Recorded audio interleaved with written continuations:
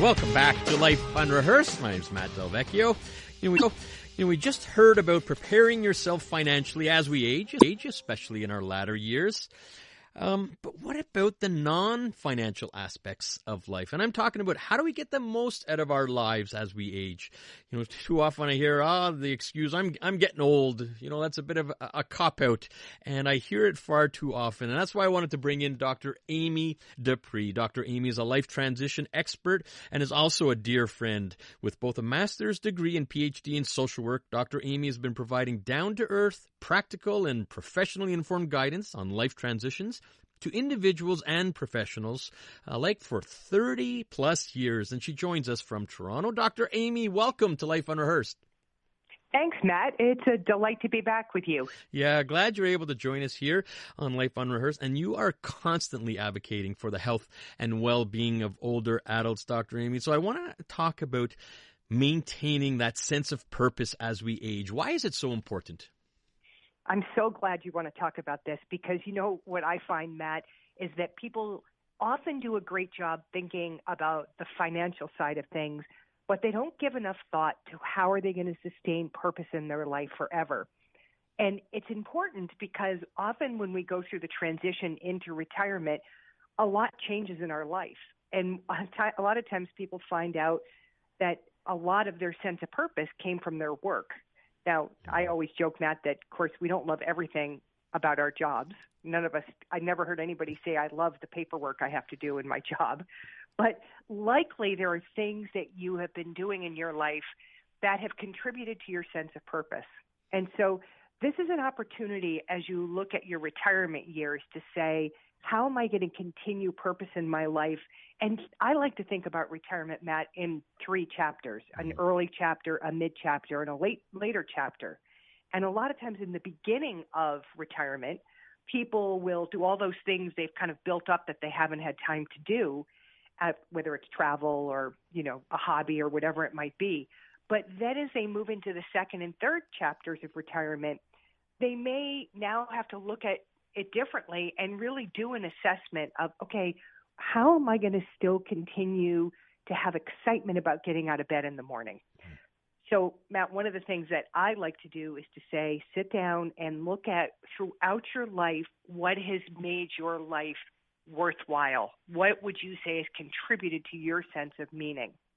And you and I had a conversation about this, Matt, and I told you for me, there are 3 things that I know I have to have in order to really feel like my life has purpose and meaning. And one of those is connection with people. I need lots of connection. I need to have lifelong learning. I need to feel like there's always new things that I'm curious about and looking at. And then the third thing for me is contribution. Now, when I say those things, Matt, you can probably hear I could get those lots of different ways. That's right. Right now I get them in my work, but, if we look at the first, second, and third chapters of my future retirement, those things will be expressed in different ways than they have been in the earlier parts of my life. Yeah, and I want to dig a little deeper as we talk to Dr. Amy Dupree, Matt Delvecchio here on Life Unrehearsed. I think that you bring up such a good point because priorities do shift throughout our retirement years. Connection, lifelong learning, contribution, those are 3 very important aspects. Expand a little bit on each one. Let's starting with connection. Well, Matt, I happen to have a lot of connection in my life. I have a lot of close friends, and I have family I'm very close with, and I get a lot of connection in the work that I do. So I have these great collegial relationships. I have people who work with me who I have great relationships with. I have clients I have great relationships with. Now, imagine that I go forward into the stage of retirement where I'm not working as much or maybe not working at all. You can see I'm going to drop off some of those, right? All the relationships with colleagues and clients are probably going to fade away over time. What that means is I need to be very aware of continuing to invest in my current relationships and grow new relationships. And I say, we all need to really grow relationships forever because as we move into different life stages, people move, relationships change, people pass away. So we need to continue to grow our connections forever. Yes. And I think that gets highlighted, right? When you look at, oh, wait a minute, this is important to me, and it's going to shift as I get older. And it's being able to make that conscious effort, because it is a little bit of work. You have to shift gears a little bit, and you have to try to make those connections that you might not be comfortable with because you haven't had to do that your working years. Okay, what about lifelong learning? Well, lifelong learning, now imagine, this is where I think it gets interesting, because you can take something like lifelong learning, and the ways that I get that now might be that I go out to different classes. I enjoy learning. I was in New York City last week and went to an art exhibit and did the audio, the audio tour, and learned so much on that. Okay, now let's fast forward 20 years. Maybe I'm not as mobile. Maybe I'm not able to go travel and do that kind of learning, but I certainly can continue learning, whether it's online or in my community or through books, whatever it might be. So what we have to do is look at the things that give our life purpose and then say, how am I going to adapt that in later stages if I'm not able to do it the way I can do it right now? Talking with life transition expert Dr. Amy Dupree, and we're going to wrap it up here with contribution. Well, I do. A lot of my sense of contributing right now does come from my work. So you can imagine if I stop doing that, what I'm going to be looking at are ways to volunteer that still give me a sense of contribution. And, Matt, one of the things I think we don't always do well is we say to people, oh, go volunteer. Well, if you're sitting in a back room stapling papers or, stuffing envelopes, and you're by yourself, you first of all may not feel a sense of contribution, and you may not feel a sense of connection. And so we have to really look at helping people target volunteering to what makes their heart sing. So, one of the areas I love has always been working with older adults. Well, there'll be lots of opportunities, even when I'm an older adult, to be able to maybe even go read to someone who has lost their sight, or volunteer in some way with a dog, bringing a dog into a residence. You can see there's lots of ways to do that. But we have to become creative, and we have to recognize that we have to actually give thought to these things. We can't just think that they're going to show up in our lives. And that's why it's so important to do really a purpose assessment, to say, what gives my life purpose now? And then look at the ways that we could shift that if we have changing mobility or changing health, so that we continue to feel like we're excited to get out of bed every day. Yeah, I really like that. It gets out of that what I was talking at the onset about, I'm just getting old, and we're using that as an excuse when you can still contribute right in the latter parts of the year. I'm glad you also mentioned the volunteering as one aspect. I know since the pandemic, a lot of nonprofits are out there in the Montreal region still looking for volunteers. I'm on the board of Nova West Island, and always looking for volunteers with the thrift shops. And so there's one little way to contribute and have a real sense of meaning. So we're already out of time, Dr. Amy. I want to thank you so much. I love having you on. And in fact, we're going to keep you on because we're going to talk about some of the essential conversations that we need to bring up with our family members. And some of them aren't so easy to bring up, especially with siblings and loved ones. So if you don't mind, could you hang around before we head out to news? I'd love to. All right. That's Dr. Amy Dupree. She's a life transition expert. And so when we come back, we're going to talk about these essential conversations that we should be having with our family members and try not to put it off. But first, we're going to head out for a CTV news sizing in the senior living industry. A little Elvis, a little less conversation, and we're going to want a lot more essential conversations. But first, a program note in case you didn't hear it on the first half. Life Unrehearsed will be switching back to our original date and time starting next week. That's right, Life Unrehearsed will now be on Sundays at 4 p.m. And for the loyal listeners, you may recall, that's when we started about 6 years ago on Sundays at 4 p.m. Always enjoy being after the Dr. Joe show. So that's starting next Sunday, March 5th. Yes, indeed, I did say March 5th. We'll get through this cold stretch, and before you know it, we're in the month of March. So starting next Sunday, March 5th at 4 p.m. As we age, we inevitably have to have these difficult and essential family conversations. Some topics aren't always easy to deal with, and that's why I wanted to keep Dr. Amy Dupree on the line. Dr. Amy is a life transition expert. One of her specialties is having and coaching and guiding families and professionals about these essential conversations. Dr. Amy, welcome back to Life Unrehearsed. Thanks, Matt. Glad to be back with you. All right. I've heard you talk a lot about this. And so just to generalize, essential conversations could be a generic term. What exactly do we mean by essential conversations? Well, Matt, I say this is talking to the most important people about the most important things in our lives. And as you and I are talking about aging, there are lots of essential conversations that we need to have to make sure that we, as we age, have great quality of life. And if we're in the caregiver years, to make sure that we're helping our family members have great care as they age. And you're bringing up a very important point. It's being able, and I guess having the guts to address these important topics and getting all those stakeholders involved, family members and so on. So let's dig down here. And can you address some of the more important topics that we all need to be talking about?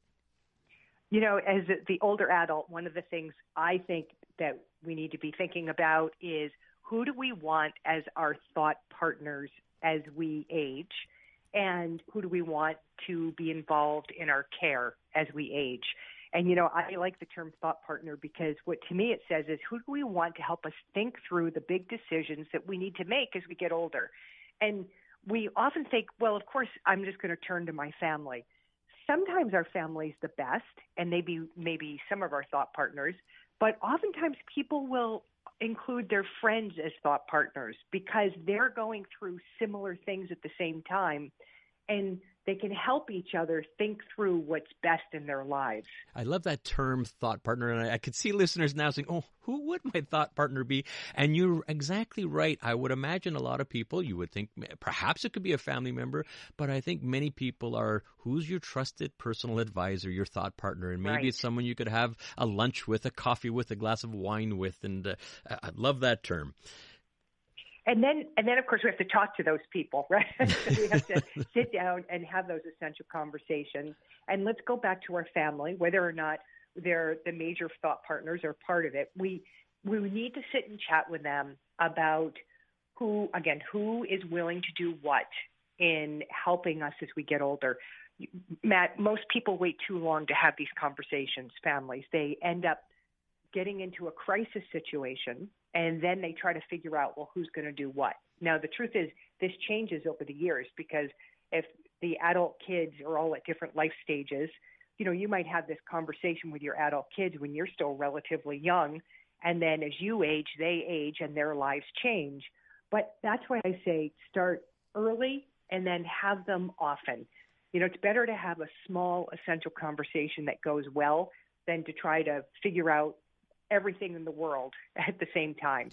So I say talk with your adult kids and let the adult kids talk with each other about who's going to be the lead caregiver if their care is needed and what do the other people see themselves doing. And again, recognize that will change over time. So lead caregiver, a very important topic, and again, difficult to talk about these things, but someone does need to take charge when it comes to that, especially when we're dealing with siblings that are perhaps out of town and some in town. So lead caregiver, what other important topics that need to be addressed with family members? You really need to chat with your family about where you'd like to live throughout. Many times people just say, well, I'm going to stay in this home forever. That may or may not be realistic. So, if you get your thought partners, your family involved to think about, okay, what if there are mobility or health changes that are significant? Is this the best place to live? Because sometimes things can be renovated and you can stay where you are, and perhaps it's not the best place and you need to look at residential care as well. So, there are lots of great senior housing places in Canada, and proactively going and taking a look at those, thinking about the house that you're in now, thinking about all of this ahead of time and having those essential conversations. What it does, Matt, is it keeps you in control of your life, because then that's the goal, right? We all want to have choice, control in our lives forever, and we would have more of it if we would be proactive do some planning, and have these essential conversations with our family. Very important. And I love the proactive. Too many times in our lives, right, Dr. Amy, we're dealing in crisis mode and reactive mode, have these conversations. So many more topics, wills, estate planning, and our power of attorney, protection mandates. We can go on and on.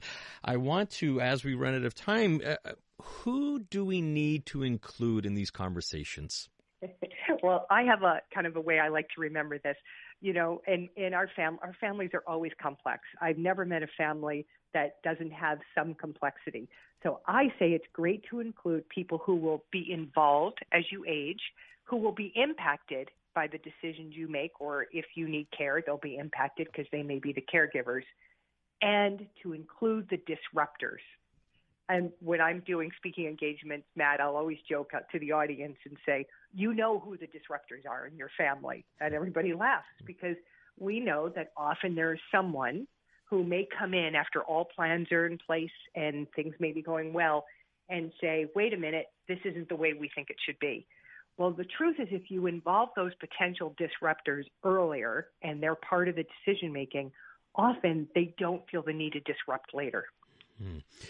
Love that. And listening to Life Unrehearsed, Matt Delvecchio, and we're talking to life transition expert, Dr. Amy Dupree. Dr. Amy, okay, you've convinced me to have these essential conversations, but they're difficult. And like you said, there's some disruptors. There's some, there's going to be a little bit of turmoil. There's the avoiders that don't want to deal with it. So what words of advice can you give to families to get these conversations started? One of the best things you can do is to keep it, as I said earlier, keep it small. So let everybody know, here's what we're going to be talking about in this conversation. Make sure that everybody who needs to be included is included. And then as you start talking about things, what happens is other topics come up. So you can say, we're not going to lose those topics. We'll write them down over here, but we're going to address those later. Let's just stay on this one topic today. And then make sure, Matt, this is key, that everybody has a chance to ask questions, to talk, and make a list of things that need to be done as you come out of the conversation. And one of the best things you can do is schedule the next conversation, even if you don't think you need it at that moment, because what often happens is people go away and some people process more slowly and questions come up afterwards. And they can be reassured knowing there's already a time to get back together to continue the conversation. Great words of advice from Dr. Amy Dupree. We're already out of time, Dr. Amy. How could our listeners get a hold of you? They can reach me on my website, which is dramy.life, L-I-F-E, and would love to have them do so. And Matt, one last thing I want to say about those essential conversations, you can do them virtually. They work well virtually too. And more people obviously getting more comfortable with virtually, and you'd be surprised that some people are even more comfortable virtually than in person. So great point. All right, Dr. Amy, thank you so much. Thanks, Matt. All right, that's Dr. Amy Dupree. She's a life transition expert. All right, coming up next on Life Unrehearsed, I'm going to be taking your calls and texts for any questions that you may have concerning related to caregiving, elder care planning, and life transitions. Perhaps you need to find out a little bit more about CLSC services or home care support. What are your options in seniors' residences? What's the difference between public and private residences? We had a whole bunch of texts last time. I'm going to be responding to them, but I'd love to hear from you. Text me at 514-800 or call me at 514-790-0800. Again, text 514-800 or call at 514-790-0800.